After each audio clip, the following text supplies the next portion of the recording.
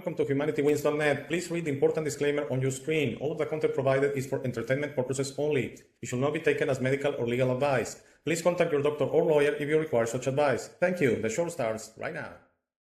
At last. Hello, welcome to this new show of HumanityWins.net. As you can see, we have my very good friends Jeannie from Australia and Tony from London. And by the way, I promised on previous episodes that eventually I want to show Mona, my dog, to you, and she's right here with me, so she's gonna come on the show later on, probably just for a quick cameo appearance. So hi Jeannie, hi Tony, thank you for being here again. Thanks, Alex. Nice to be here. Thanks, Alex. Yeah, it's good to be back. Speak to you both. Thank you, guys. And we're discussing about the topic of relationship dynamics. So a lot to talk there, certainly a big subject, a very interesting one. So Jeannie, if you want to start, you said you wanted to talk about where are relationships, like partners enough or something like that. So you want to start with that? Thanks. Yeah, I just had this idea of basically, can a partner fulfill all of your needs? Yeah. Like, firstly, the most obvious is sexual needs, which only your partner should be fulfilling, I guess, unless you're polyamorous. And I could never get my head around that. Not my cup of tea at all. But the other thing is, like, you know, some people will say, oh, you know, we love each other so much, we don't need anyone else. That sort of talk, which to me is quite dangerous talk, because for one thing, I think each partner needs to have their own friends. You can have mutual friends, of course, but you also need to be independent, like your own person with your own interests and hobbies. And once again, they can mix, but I think to have certain independent interests is good. It's like a partner should complement you more than complete you, because if you say, you know how people say, oh, they complete me, it's like I was lacking in something. So to me, it's best if they complement you, you know. Yeah. And also there's the issue of loneliness, I suppose. And I used to beat myself up mentally for feeling lonely, and until I recognized that it's okay, there's nothing wrong with that, it's what you do with it. If you settle for somebody who's not good for you, then that's a bad thing. But there's no crime in feeling lonely, you know. So that's a bit of a mixed bag to start off with, but No, very interesting. Happy to hear your thoughts. Tony. Yeah. This is universal. This subject, it's just massive. I mean, well, but what Jeannie said, there's a partner. Do you need a partner that completes you or complements you?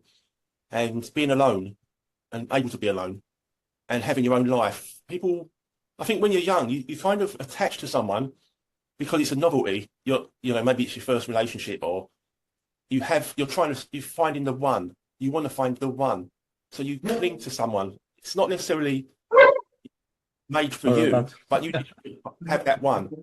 Oh, there she is. Sorry about that. Mona. Monina? Go ahead. So there's a bit of a grasping to have someone for you, and that can lead you to pick the wrong person. Oh yeah. The desperation to be with someone, and then you latch onto them, and maybe they latch onto you, but you find out that you're not even compatible. So who you meet and grasp to, they might be very attractive and it may seem like the person to you. But it's a strange dynamic when you meet someone and they say all the right things and you seem to say all the right things. You hit it off and then it changes. It's like it doesn't kind of resonate anymore, as if you're playing a role, or they want you to play a role and fit into a role that you don't know anything about. And it's like, well, okay, maybe I didn't think far enough ahead, and it's almost like people have made templates of their relationship. Well, I need you to do this, you to carry the bags, or you do the washing up and the laundry, and you go out and work, and the other partner not necessarily aware of this. They may be clueless about what this person's got in their head for them. And there's a whole agenda that maybe people should maybe address before they hook up, you know? So there's a big load of baggage we all bring to a relationship that maybe needs to be aired, like in a subtle way. I like watching wrestling or football and drinking beer. And is that okay? What do you think? And if she says, well, no, I like sports, I like fitness and health, straight away, you're not wasting your time. You're finding the person. So maybe a bit more honesty in the beginning can save a whole lot of time later on. I think that's my little two pence. Yeah. Great stuff. Great stuff. Well, as I've shared a few times, I've been married now for 21 years. So really, I need to go back to my early life. Because again, I've known my wife for 23 and a half years. So let's go back 25, I guess, when I was 25, 24, to remember about relationships and those dynamics. And I agree with you guys. I think it's very important, honesty. There's usually little honesty when you start a relationship because you're trying to, in a way, you're trying to keep the partner, especially if you're still not a couple, if you're still in that engagement kind of time where you're going out on dates or some stuff like that. It's kind of playing poker. You don't want to give out your cards, I guess. I kind of learned the hard way that if you give away immediately that you're interested in that usually doesn't work because kind of the other side loses interest in saying, well, I have this guy already, so maybe I should try something else or something like that. So you need to play poker like, well, I don't know if I like you. I'm still trying to figure it out. And what I think is honesty is very important. Also, the focus on the aesthetics, on the physicality, on the body, on the face, and everything. I know it's understandable, especially when you're young. But I guess a good advice for young people is try, of course, like physically your partner, but there has to be something else because if that's the only thing, trust me, that's when I am. It's going to take a while, 10 years, 20 years, but at the end, we all grow. We all, males usually get a little belly and stuff like that, and women get other issues, and so if you're just based on the physicality, that's going to end. There has to be something else that takes over. And I think also respect is very important. Someone you enjoy, that makes you laugh, both ways. That there's some kind of, you have your own little humor between you two. Maybe what I noticed with a girl I was going out before my wife is maybe my jokes were not that great, but they were very funny to her. Okay. So I couldn't kind of understand because I was never a joker, but she really laughed and laughed and laughed with my own stuff. So for her, I was funny. That's very important. Okay. And she was funny to me. It didn't work out. I ended up with my wife. But I think in a relationship, those kind of things, respect. And one very important thing, honestly, on this one, maybe I'm disagreeing with you guys a little bit on this one. It's very important at the end you are able to survive yourself, that you don't depend on your life on others, even if it's like your couple or your spouse or your whatever, a girlfriend, boyfriend, whatever. You have to be able to be strong enough yourself that you don't depend on others in that sense, because that's when a relationship could get very difficult in the sense that if it ends, it's kind of your war ending. And it happened to me. It happened to me when I was very young. I was like 21. I was very in love with this girl. Probably not really in love, but obsessed. And it ended, and my world ended.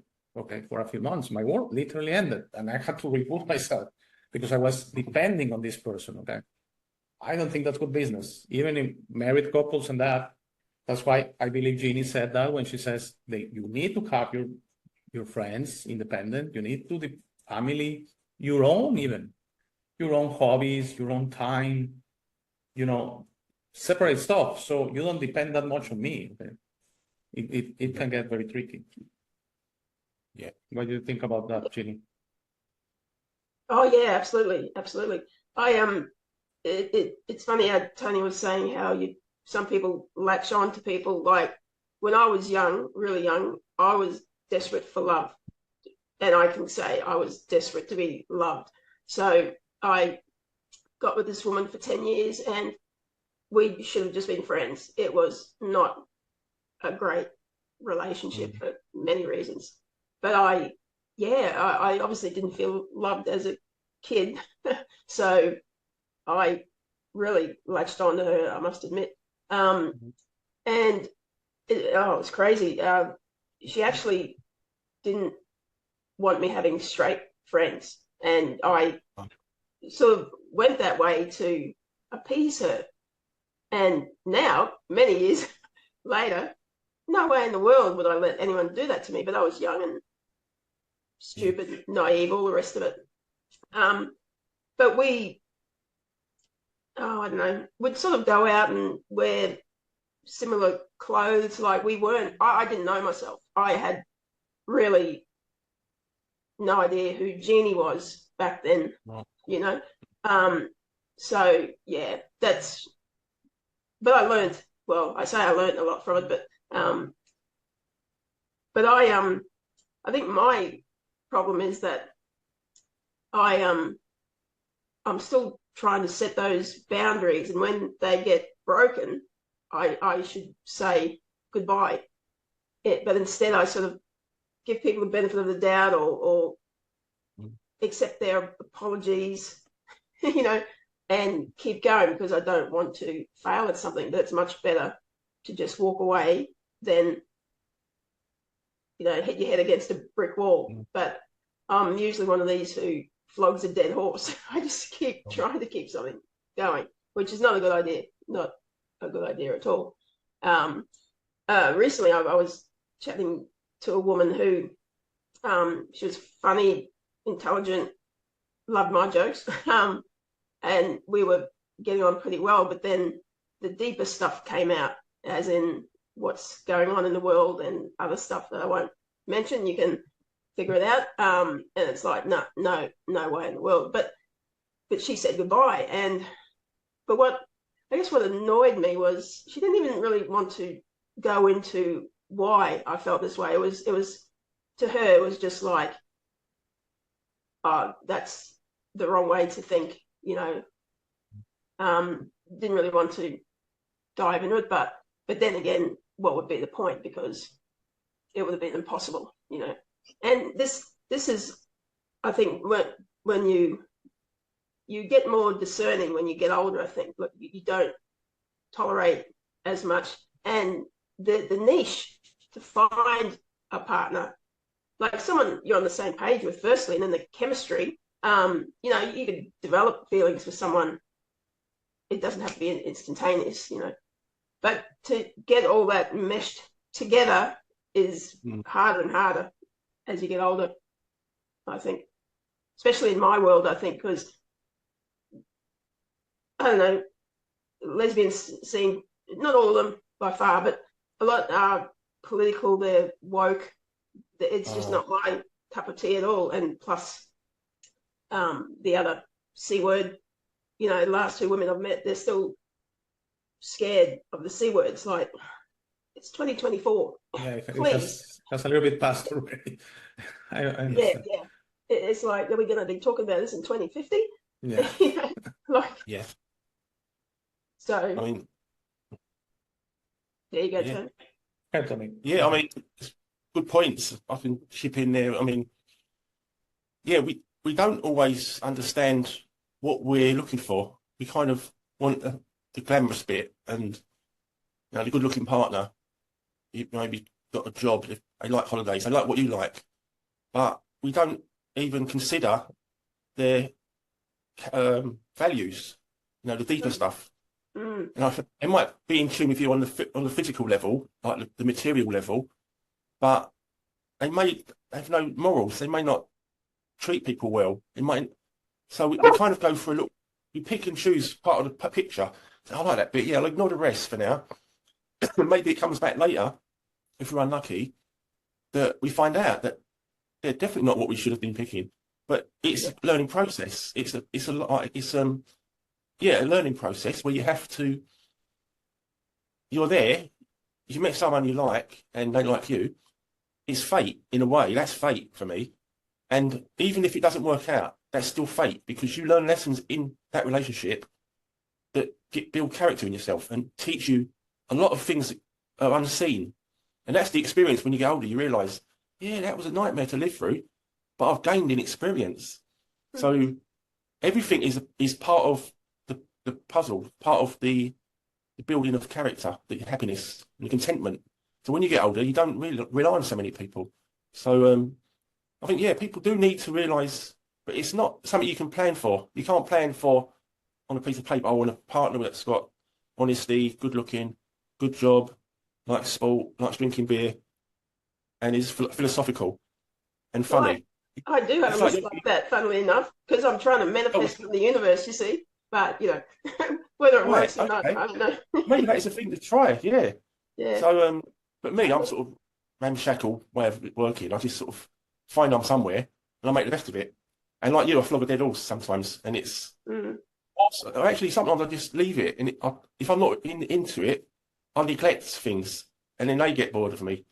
So I do tend to be in the moment. I'm quite, I don't know what I am. I don't know what.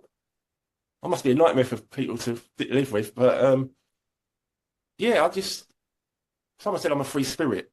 I was described as that a few times, and I just take this life as a learning process, and I tend to think I'm not a 2.4 person, if you know what I mean. I'm not a normie by any stretch, so I don't think like normies. I don't think like anyone else. I think like me, and that's I think why I have learned so much, because I don't want to attach to something else. I want to make sure it's right for me, or I'm right for them. So yeah, it's a learning process, I believe. It's a massive subject, Alex. Yeah.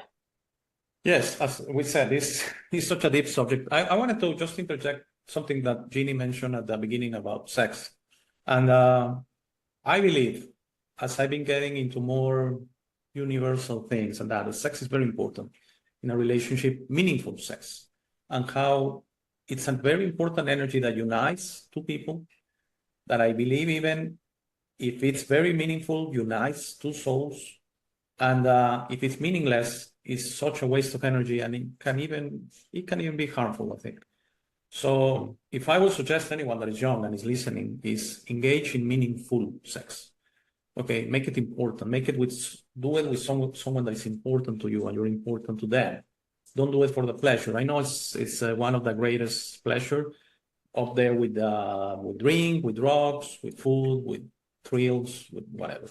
But meaningless sex is such a waste of energy, of universal, of really important energy in the universe. It has a purpose. It's a creation. I mean, it's how you create another human, okay? So just imagine how important it is. So I think having meaningful sex with your partner is great, and having meaningless sex is just something you shouldn't do.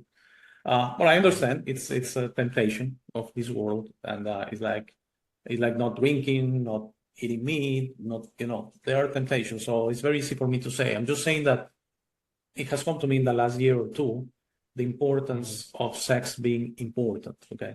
And when we're young, it's the pleasure. We don't think about it, and if someone is available, you usually do it, and that's very meaningless sex. And about the partners, I believe we all had at one point in time, mate, we all had the laundry list that Jeannie was, I mean, you were saying, and Jeannie says, I mean, we all make a list and say, I wish that, I wish this. For example, for me, someone that likes sports, maybe someone that I can relate to, someone interesting, someone that reads, someone, we all do that. That's totally understandable. I believe also relationships a little bit about luck. Okay. For example, my sister, she's 45. She's single right now. She has never married.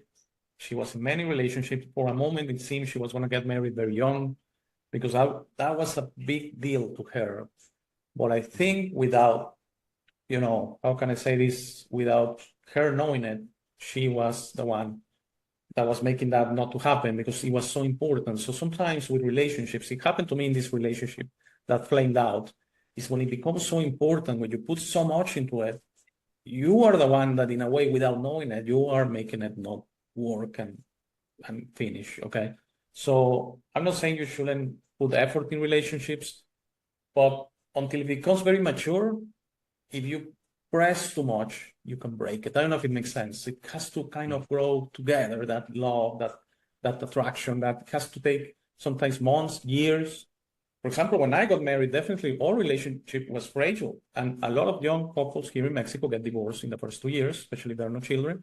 And like 33% get divorced in the first 5 years. But, you keep working at it without pressuring too much. then I think it becomes strong. The foundation becomes strong, and then it's when it becomes beautiful. And not necessarily, I mean, I have a great relationship with my wife, but I would be lying if we're like 20-year-olds, holding hands all day. Okay, where you become like more partners, it's a different relationship. You kind of become friends after many years, very good friends. And also in a spiritual way, I've shared many episodes that I believe we reincarnate in this world with the same tribe, it's called, basically with the same group of friends and family. And sometimes friends become family in other lives, and family become friends. So I also believe when you find someone, and it happened to me, immediately ring, this person is right for me. And if that happens to you, again, without overdoing it, that you might mess it up by going slowly, that's probably a good head start that there's something there as far as a good relationship, that ring. Because who knows, maybe you were related in other lives, and you were probably, I don't know, whatever. But I don't think it's casuality. Eventually, when you find that someone that is special to you, and I'm, for example, sure, Tony, that relationship you have shared a few times with me, that's special. For me, it's very obvious. That person to you is very special. Okay, even if you are not a couple, right? You are very good friends. You know who I'm talking about. Yeah. But that's what I'm talking about. Yes, you are companions. You spend. I mean, who are you going to spend? You guys talk on the phone what, for hours? That's not. That doesn't happen very often, but that's not very normal. You know what I'm trying to say. The whole day goes by without realizing, and we're both nattering. Yes, but and that's for a reason, okay? Because you have that you are very related. I don't know how to explain it. So that's also not. I think a lot of couples that get divorced is because they were not meant to be with each other, and they forced it until it breaks. And when it breaks, it breaks. Okay, there's no point really, even if there are children. There's no point. Recently, a good friend of mine is in the process of getting divorced. I asked him, didn't work anymore. I'm not, and they have 3 children, and they're getting divorced, and that's it. Because you are not. There's no point really pushing. A relationship is not something that you should stress about. It's something you should enjoy every day. What do you think about that, Jean? Oh yeah. People who, I mean, divorce is devastating for kids, obviously, but I think people who stay together for the kids' sake, where does that lead? There's more resentment. They perhaps rather hate each other, and all the adult games come out. It's not good. If you're not happy, just leave. What's the point? With the sex thing, that was my point in saying that's probably the only thing that your partner should totally fulfill you with, as in you don't have. Well, some people have sex with their friends, but you shouldn't be looking for that elsewhere. Unless you're into that sort of thing. But I just think, God, one woman at a time is enough, surely. Yes. But yeah, I think with me, like, how some people want a child so desperately that that's their whole focus, and they just can't fall pregnant. I think with me, it's probably a bit like that. Like I'm not. Don't get me wrong. I'm not a desperate, pathetic person. I'm quite independent. I like my own space, etc. But I just love. Like, I'm romantic, all of that, right? So, but I think I perhaps do try too hard. I mean, you have to get yourself out there somehow. They're not going to knock on your door, but when they say when you stop looking, you find it, right? So, I think I'm just going to cruise along and see what happens. But you have to put some effort into it, But I think especially with the world as it is, like I was saying about the other woman, if someone isn't on the same page as us, say, with things that are happening, how would you navigate something like that? It comes back to those values. It doesn't matter if I love cricket, they hate cricket, say, but those core values, if you're not on the same page, even if you think each other is cute as a boot, whatever, how are you going to bring that together? It's like, I don't know, a Muslim, full-on Muslim being with a full-on Catholic, just for example. it's, it's probably not going to work. It's like oil and water. They don't mix. So, Yeah. and this is, and those things are becoming smaller and smaller because of what's happening. So to find someone who you do form chemistry with, and I think you should be friends first. It's not a good idea to dive into bed straight away. I've gone way beyond that. And become friends, because if at the end of the day, if you find out you don't really like the person, or as we've said, the core values aren't actually there, it's going to end. So, but it's just harder the older you get. Yeah. So, yeah. And people who find their soulmates really young and stay together forever, I don't know how they do it. Good on them, And maybe it's as Alex was saying, a soul thing. Maybe this is my lesson in this life. Maybe I treated people badly in relationships in the past. Who knows? You can't prove that, but it's possible. Yeah. No. Alex, you come in on that? Alex? No, go ahead, Tony. I'll comment after you. Go Yeah. ahead. I thought you wanted to say something. Oh, No, yeah. go ahead. Yeah, it's crazy, really, when you actually meet someone, and like we say, we don't know anything about them, but they are ideal in our eyes. And then as time goes on, layer by layer, they reveal who they are. And sometimes it's a blessing, and they're your soulmate, they're made for you. And sometimes they're not. It's just, okay, didn't work, move on. But it's that, I think it's the media has a lot to play in it. Because like me and I call her my soulmate. I give her a shout out, Carol. Yeah, we talked on the phone for hours. When we was together, we weren't very good. We argued. I wasn't good enough, and it was chaos. It was just mad. But that's our personalities. She was a perfectionist. I was a perfectionist, and I weren't willing to compromise certain things, and nor was she. But we built respect. There was a respect built between us, and although we're not together, I still call them soulmate. And we think a lot of the world's problems come from media. And there's a program called Bridezillas. I don't know if you guys have watched it. It's a wedding program. Yeah. I don't know this, but go ahead. No, it's basically a sort of a drama, but a reality show. And Bridezilla is the bride, but she demands everything goes the way she wants it. And she's become a diva. The actual show, she's the diva, and everyone around her is taking flack. Like, she's just firing out shots at people. And it encourages people to get married, to imitate that and become like divas. And yeah, we discuss all this. Like, we kind of looking back on relationship as what was the reasons that it failed. But it's the media that pushes this narrative of the bride deserves this, and if you're getting married and you don't behave like this, and all the people around don't behave like slaves and skivvies, it's not a proper wedding. And the day after the honeymoon and the rest of the marriage isn't even considered. It's just all about the day, and people fixate on the wedding day, which is backwards. You fixate on, well, just focus on the whole journey. But yeah, that's my thing. I think the media have taken our lives and put them under the camera and told us it should be this way or it should be that way. And if you're not doing it the way it is on the TV, you're weird. You're not with the group. You're not with the herd. So, and I think we unconsciously carry it with us. We unconsciously have these goals and ideals implanted in us that says, yeah, the bride's days has got to be this way, or the groom has to behave like this. And it's like we fit into a role which we didn't ask for. And that causes a lot of problems in relationships. Yeah. Called Bridezillas. It's quite crazy. Yeah. But yeah, that's my little It is. addition.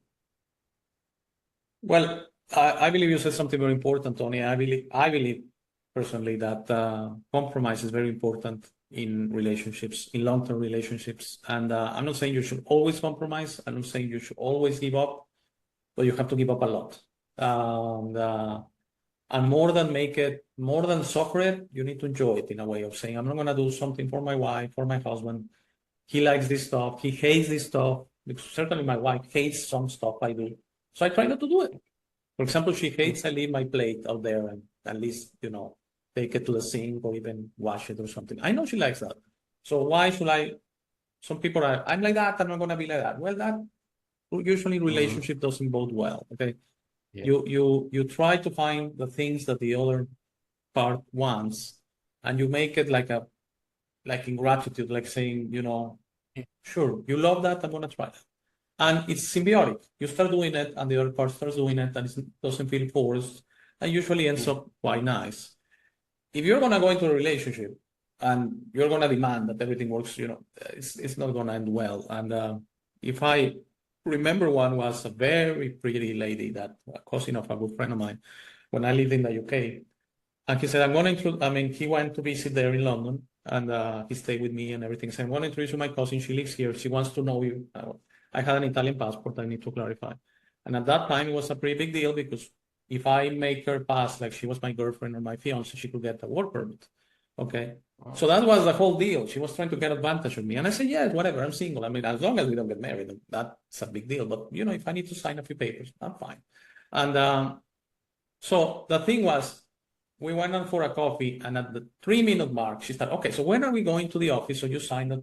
I said, if you're going to take advantage of me, at least, make it enjoyable or something. I mean, you cannot take advantage of people like that, and you cannot, So at the end, she ended up calling me. She was deported, actually, because she came back to the UK, to Waterloo Station from Belgium. And she called me from the station if I will go there and say we're a couple, maybe I could save her from deportation. But I was out of the country working. So I said, I'm sorry. If you should have asked me before doing it, because I've been out for the country for a few days, so it's impossible. Okay. If I can do something over the phone, I'll do it. If I can do something when I come back. No, they're deporting me and that. But, sometimes people are like that. That is everything for me, nothing for you. In any negotiation in life, business, personal, that doesn't work. That doesn't work. You need to give up. I'm not saying give up everything, because then you're the opposite. But it has to be symbiotic. Okay. It cannot be one-sided. That you are not the same. That's not going to work. I don't know what you guys think of that. No, that makes perfect sense. Because it's two people coming together. And while I don't like your happiness, well, it's like your happiness shouldn't depend on that person. But if you love someone, that it's automatic. Like if they do something to hurt you, you're going to get upset. You can't stay in a happy space if someone hurts you, right? But of course you have to compromise. And things like if you don't want to pick your clothes up off the floor, if that's too much for you, stay single and be a slob. Yes. And be a slob by yourself, basically. So there's lots of things that you can and should compromise on.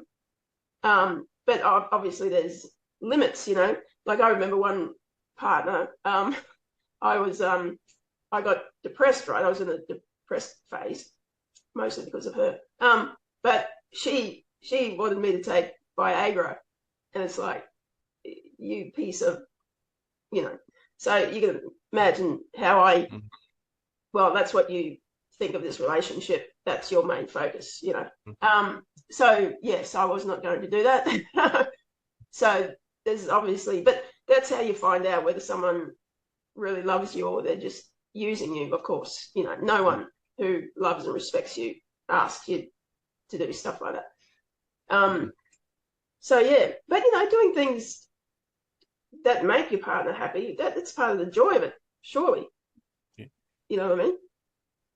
Yeah. So I mean, it's difficult, because it's that example of when you meet someone, you thought there was something, and they became something else. Mm-hmm. So it happens to us all. We if we hit bullseye the first time, we'd never go through the rest of the relationships. You know what I mean? And learn what we learn through experience.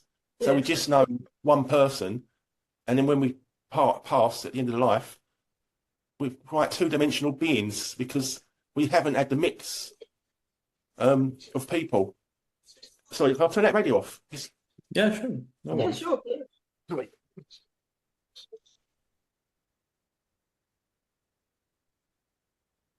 Sorry about that, unprofessional. No worries. It's great. We're not professional here. On the timer. Yeah. So yeah, you don't know the person when you meet them, so it's not easy to deal with the disappointment. And I think it's the disappointment that we have a problem with, and our expectations of someone being dashed.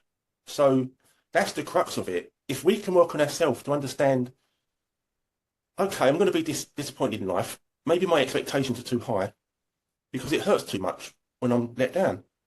And we can't pin that on another person to make us happy, like you said earlier.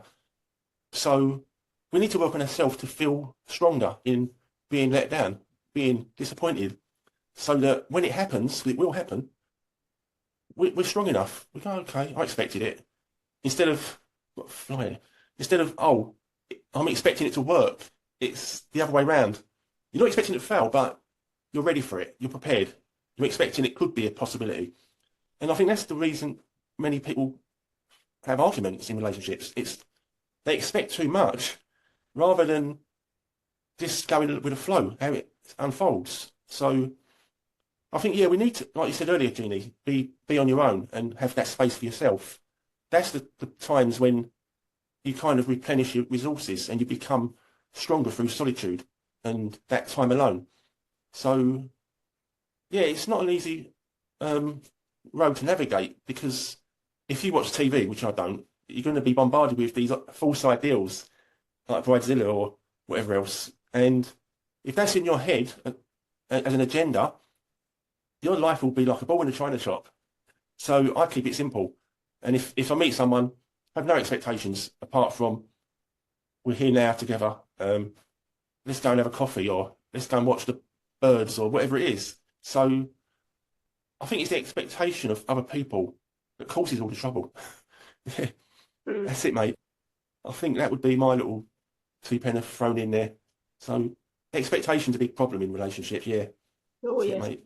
Yeah. For sure. Alex? Alex. Yes, yes. I wouldn't put any weight on TV and all that, because that, I believe relationships that are based on physical attributes, That's why movie stars and singers and all that are, either males or females, are very physically attractive by the mainstream. Because again, I put air quotes because what that is what they taught us. I mean, if they taught us that, physically attractive means something else, that it's an implantation. That's very obvious to me. It's not necessarily what it is. So I wouldn't put any weight on that. There's also family. We haven't talked about that, how, especially when you're young, family does exert some kind of pressure, that you make the right decision, And let's say you start a relationship, and a friend of mine, he got married like at 6 months. So it was quite soon. And the family was like, are you sure? And they're still together. So you could be boyfriend and girlfriend for, 5 years, 10 years. So, and you could be together in a couple for 10 years. And that doesn't mean anything necessarily. I do believe, as you guys say, that the pressure from the outside is something that at the end you need to clear out. I know it's very difficult, but you need to clear out and go a little bit with your intuition of feeling if this is going to work, but put a lot of effort in relationships. I think whoever says, I've been with someone 20 years and it has been flawless and we haven't had a discussion and we haven't had an argument and I didn't put any work on it, I don't know how they did it. Because for me, relationships and marriages and all that are extremely, you have to work at it. Very much, very much. Just think about it. If you're married, you're living with the person every day for years and years and years. It's something that requires a lot of effort. I'm not saying it's not worth it. For me, I wouldn't have it any other way. Some people prefer to be alone. Some people prefer not to have children. I mean, we have friends that they're married and they didn't have any children. There's a friend, very good friend of my wife, that even as she was, when we were younger and our boys were babies, just the face she will make, like, what is this? I mean, what is this creature? I mean, and I told her she's not going to have any babies, because some people are like that, and that's understandable. I'm not saying something wrong. I'm saying we're all different. Some people are alone, happy all their lives. Some people are in relationships all their lives. And you were saying something very important, Jeannie. Sometimes I believe that that you could have the situation of going through life. And I believe something has to happen in a way. You have to see a sign. The universe has to send you a sign. There's something there. Because if you go and necessarily look for it, I'm not sure that's the way it works. I'm not sure. At least it didn't happen to me that way. So you find someone and suddenly something is ringing in you. I think there's something there.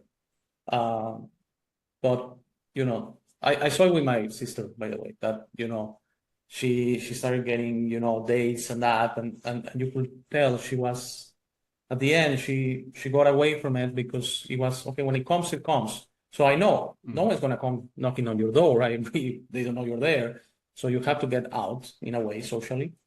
But also maybe the other spectrum is if you are out there. Sometimes I think you could get tired and say, you know what, I'm gonna do a different thing. I'm gonna let it come to me, like you said. Yeah. I mean, I've tried online dating, and there's so many scammers on there, and it's probably best to get out there in real life, I would say. But I just talking about intuition, Alex. I was with this woman. We split up a few times. We got together again. Deep down, I knew it was wrong. I knew I was doing the wrong thing. But we were watching TV one night, and this commercial came on. I have no idea what it was for, but this thing came up on screen saying, "Don't let yourself fall into a false sense of security." And I knew it was talking to me. It was like my intuition was slapping me over the face. But it's like, what do you do? Do you say, "Oh, sorry, darling, I got to break up because I saw this thing"? My intuitions, she would have thought I was insane. But I knew, but I still gave it another go. And there comes a point, I don't treat people badly, mostly I'm a good person, right? But there comes a point where you say to yourself, well, what am I doing? As in, why am I attracting the wrong people all the time? Am I putting out a certain energy? Am I not sticking up for myself, or all the rest of it? And it's not to beat yourself up, but I guess you have to take responsibility as well and say, well, why do you stick with these people who aren't treating you well? Why do you keep trying to make things work so you need to look at yourself. And the ones who treat you badly, they probably never do that. It's the ones who get abused or treated badly who go off to counseling, whereas it should be the other way around, really. But you have to be accountable to yourself. Yeah, it is definite. We seem to give the expectation to other people, and they make me happy. You must make me happy. And sometimes you get a partner that is the same, and it kind of, you're pulling at like opposite ends of the magnet. So every time you go towards each other, you can't meet because there's that anti-magnet there, because they look at you for happiness, and part of you looks at them for happiness. And it's like, well, no, I'm not giving you anything. You've got to give me now. Or it's your turn to make me happy. So sometimes looking to outside, looking to the external for happiness or anything, it's an inside job. We need to be happy before we meet people. And then if they like us in a happy state, it's going to work. It can't not work. The only way it wouldn't work is if they was a complete psycho, and then you'd see it anyway. You would, if you're in a happy state, your intuition would be shining bright. You wouldn't gravitate to them. Then your happy state, you'll gravitate to people that are made for you. And it's like when they say, when you're not looking for them, that's when they appear. And if you're not looking, you're relaxed. You're not in any sort of grasping or needy state because you're not looking.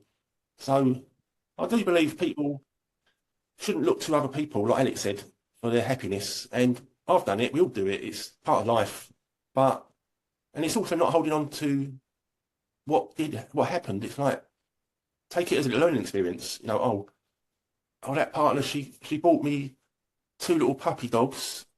She was training me to see how good I was as a house husband or something, And it's like, don't hold that against her. That's your path. Respect your path, appreciate your path, and learn from it. And say, well, okay, I've got to meet 2 little dogs. That's great. It didn't work out, so she wasn't right for me. And I think it is experience, and it just takes time for that penny to drop. That when we're happy in ourselves, we get all that we need because we're not searching for it out there. We have it. We're content. And yeah, I think the relationship thing is you need to find it in your own way. There's no one can teach you it. No Bridezilla show is going to show you how to live. I had to find happiness. None of that will. It's inside. You've got to figure out how to make yourself happy, and then the world will fit in with you instead of you trying to fit in with it.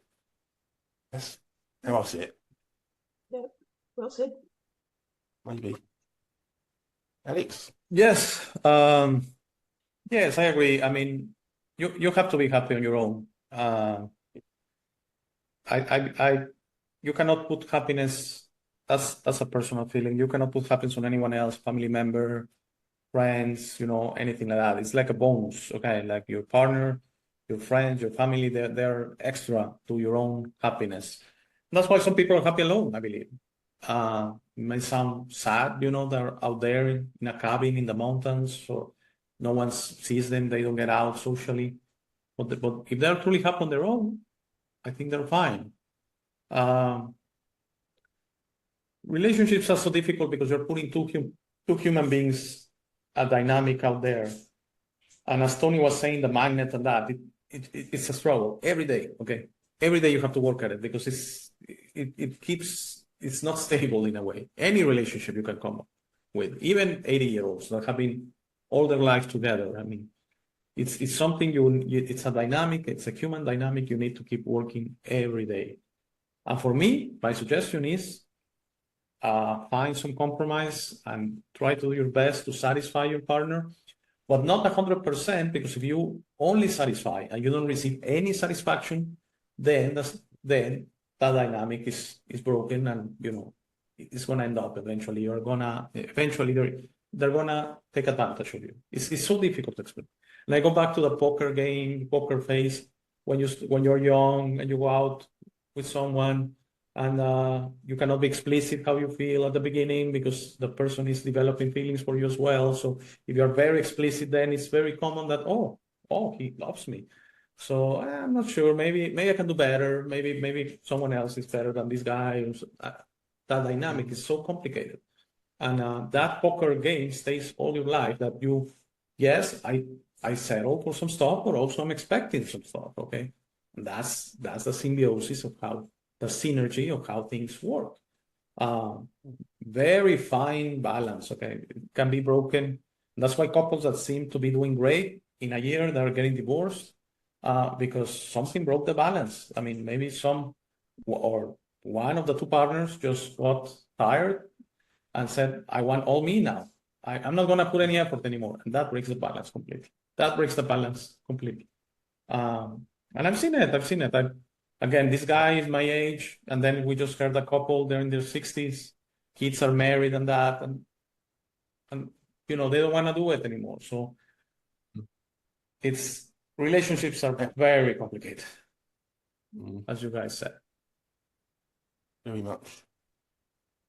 Yeah. It shouldn't be hard work, though.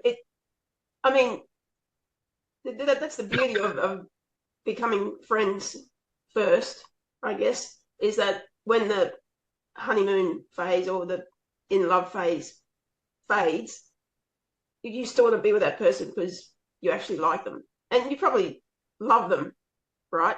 But that intense passion, whatever, can't last. Well, maybe for some it does, but to genuinely like someone is the key, because if you really don't have that, then there's nothing, right? And I think ignoring red flags, that's another thing I do. I ignore red flags. Like, Alex, when you were saying don't show your feelings too soon or whatever, like I was with someone, Viagra woman, who, if I gave her a compliment, instead of just saying, oh, thanks, that's beautiful, or whatever, she'd say, oh, yeah, I've heard that a lot, or, so-and-so who adored me used to tell me that all the time. Oh, just go away. I can't stand that ego tripping. Just accept the compliment without telling me how many people adored you or you know, that's just sickening to me, you know, even if it's true, I don't need to hear it, you know. But yeah, like red flags, things that really go against your own value system. Don't ignore that, because it always bites you in the butt, you know. Yes, and if you don't mind, Tony, I'm going to say something here. I believe at core, people don't change. Okay, so I think we had that on a previous episode last year, that if it has happened once, twice, abuse or even doesn't have to be abuse, but if you just get these red flags constantly, and you raise them up. Hey, what's up? I mean, like you're gonna be like that. We're done. Oh no, don't worry. I won't do it again. And it happens again. People are not gonna change. People are not gonna change, especially after a certain age. There's a possibility maybe it's when you're young, but certainly 30, 40, 50 or more. Mona, sorry. So sorry about that. My dog is here, and so yes. I don't know what to say with that, Ginny, that, it's up to you if you want to start reacting to the red flags or something. But usually, unfortunately, people don't change. And it's so strange that what happens is a relationship is like a balance, and it's going one way and the other and coming back and coming back. And when I say putting in the work, I didn't mean hard work, just putting in the work. That you constantly have to do something, okay, with a relationship. It's not hard work. If it's hard work, don't do it because it's suffering. But just work. You have to put in work to relationships. But I think one of the parts. By the way, I don't understand polyamorous relationships, 3, 4, 5. That to me just I wouldn't even touch it because I don't understand what that is. But in two people relationships, I believe when one of the two stops willing to put in the work, again, not hard work, but working in the relationship, that's when it usually goes south and it stops working.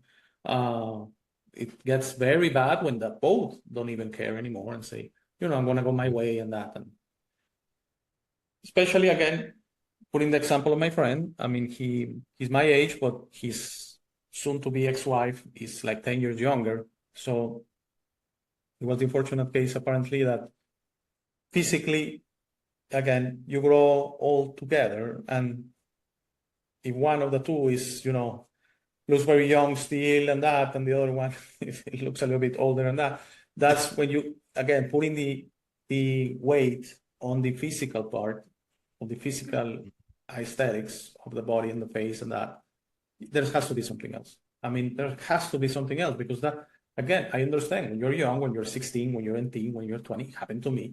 You see, in my case, I saw beautiful women and I will be impressed, like, wow, this is almost something incredible. But that's at that age. It certainly on a long-term relationship, that's good to have, but it's way more important to have this relationship. That's what I think. Yeah. Jeannie, do you want to come in on that? Oh, well, it's funny because not always, but from a young age, I liked older women. So, but then you can get into the thing of it's a mother complex. You didn't get enough love from your mother. I can go into all that. I don't think necessarily, but in my case, that's sort of true. But as you say, Alex, the physical is fine. Like you can meet someone and there's no spark, and then you get to know them, and suddenly, you fall for them. That happens, of course. So, but there's got to be more than that. Of course, there has to be. And if you get the lot, well, that's great. But I physical looks, because I'm no beauty. But physical looks are not. Chemistry is important, but I don't need someone to be beautiful. You can have chemistry, with anyone, sort of thing. But yeah, you need more than the physical, of course. Yeah. No doubt. Go ahead, Tony. Go ahead. Yeah, I was just seeing it as that what you two were saying. You need more than the surface, the physical attraction, and it's kind of people objectify people, especially when you're young. You put someone on a pedestal, and it's all about the looks, the ideal look, and we don't even know we're doing it. We kind of objectify other people. Oh, that's the ideal woman or man, and it's unconscious. We're not aware that we're ticking these boxes off in our heads, but it's all surface. So when you objectify anyone, it becomes just another goal, like a trophy. And then if you get that trophy, you're just owning it. And that's how some people treat other people. They want to own them as an object, like a trophy wife, trophy husband. And that's the wrong way around. I think I've done it. Attractive women. I'm like, that's my perfect woman, or amazing. I know exactly what you're saying. Yeah. Just lose it. And that's an immature way of looking. It's part of life, and it's how we attract each other. But later on, or at the time, there needs to be more to that person. But we're not mature enough to see it then, So we lose our mind. But in general, try not to objectify people, not you guys, people in general, and take them as a cardboard cutout, like a shell. And, that's the perfect trophy. I'll polish it every day and put a brasso on it and put it in the cabinet, and I'll just look at it now and again. No, that's your partner. That's not a piece of wood or a metal trophy. We don't even know we're doing it, and I think that's why people break up a lot. They see it as your looks are going, or you're putting a bit of weight there. Oh, the new model over there. I'm going to go bye. It's like you're not taking the person as a person. You're taking them as a trophy to be admired by others. Like, I've got a new car. Look, people, look at the car. It's nice, isn't it? Got a new wife. Yeah, look. Couple of years left in her. I'll get a new one soon. That's what we do with people. How sad. How sad is that? Yeah. So yeah, that's what I see. It's objectification of people and objects. New phones. I've got a flight. It's bothering me. All chat. Everything that you see and you have, don't let it be a reflection of you. You should be the reflection of you. You're the real deal. You're the genuine article. Shine with your character, your intelligence or lack of, whatever it is. Just be yourself, and that will attract what you need. And it's the objectification has become capitalist. It's the capitalist model.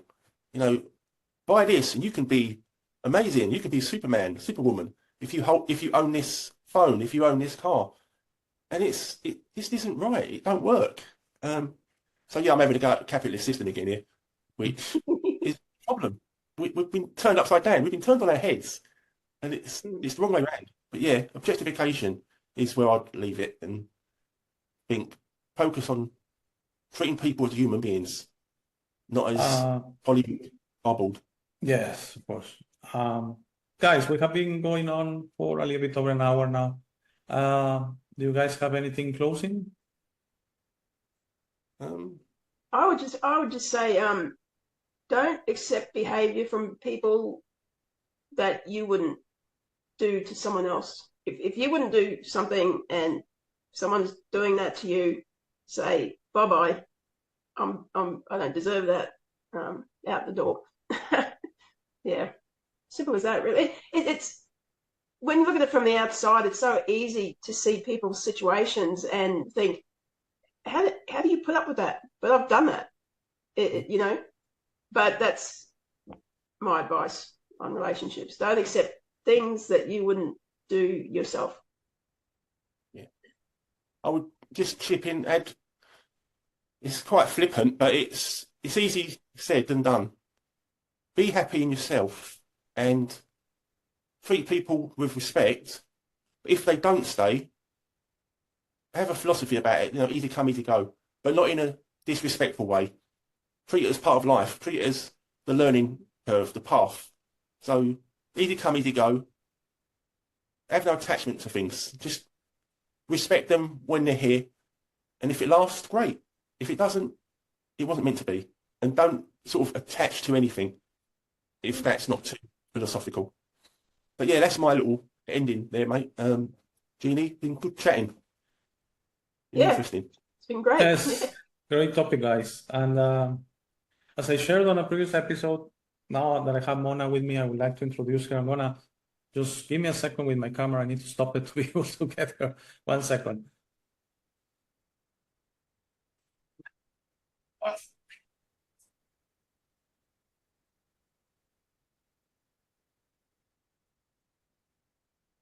Okay, so she's here. Oh, it's beautiful. As I shared, I don't know if you guys can. Do you guys see this? Do you guys see this? Line, Yeah. Yeah, she's a stray, and she was found in a tree hanging. Someone left her there to suffer, unfortunately.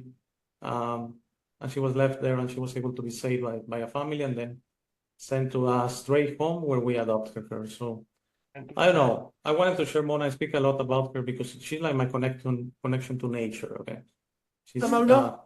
Mona. So beautiful. Hmm? Hello. You've got beautiful eyes, hey? She's gorgeous eyes. Yeah. So I promised I was gonna share Mona eventually. So it happened that I have to have her in the office today with me because someone is going to the house. So it was a good opportunity, and I apologize for all the barking and that happened to the show. It was Mona barking at people passing through the office. All right, guys, thank you very much. It was a great chat. Certainly, we left, I believe, more to talk about this subject, about relationships.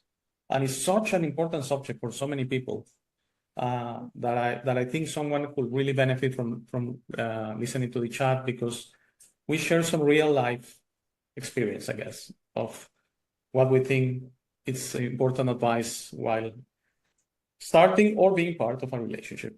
All right. Thanks, guys. Thanks, Thank you, Tony. Jeannie. Thank you, Thanks, Tony. And Thank for everyone watching, especially if you're a new subscriber, please stay for the last 2.5 minutes of the show. Thank you. Thank you for making it to this part of the video. This is my favorite part. This is where I suggest to you that you discover yourself. You are not what you have been groomed to believe. You are this incredible being without limits that has eternal life, amazing strength, infinite wisdom, and a big, beautiful heart. All your limits are always self-imposed. Your best version in this reality is inside you. Your only mission on this life is to become a beacon of love and guidance. This version is ready to be discovered today. How do you discover yourself? The discovery process is a personal one. No one can do it for you. Dedicate 5 minutes a day to talk to yourself and the universe. Request to be connected and ask, who am I? Where do I come from? You will start getting signs, breadcrumbs, and signals. You will notice how your notions about those realities start disappearing. No more hierarchies, no more competition, no more complaining, no more depending on others. Discovering yourself equals to breaking your matrix. Your self-imposed limits will fall, and you will be ready to serve humanity and help break this spell and deception on us. But you must be patient to allow others to wake up at their time through their own free will. That will be really soon, you will see, and that will start a new war. As you work towards your best version, you will notice how old emotions don't serve you anymore. Hate, fear, rage, pride, loss, envy, violence, justice, true violence, judgment of others, and other emotions will disappear from your mind and heart. You will understand those emotions serve only the evildoers and are not you. Please try to be understanding of others that don't think or feel like you. Everyone has a process. No one is right or wrong. We're all just different. Don't be concerned about being right, ever. Don't allow pride preventing you from patching things up with family and friends. It is very important you enjoy this life with your loved ones. Put in the work to patch things up and leave it to others to decide. Please relax and enjoy life. When everyone breaks their own matrix, humanity through our community consciousness will break the final spell. The new world will start and everything will gradually fall. Governments, hierarchies, and the medical and financial system will go from scarcity to abundance for all. Thank you very much for watching. Please share this episode. If you have any comments or suggestions, please use the comment section below. For private questions, conversations, and if you would like to appear on the show, please email me at hey@humanitywins.net. Thank you again. Please don't forget to visit our website www.humanitywins.net. By giving me your time, you honor me. Have a very, very, very nice day.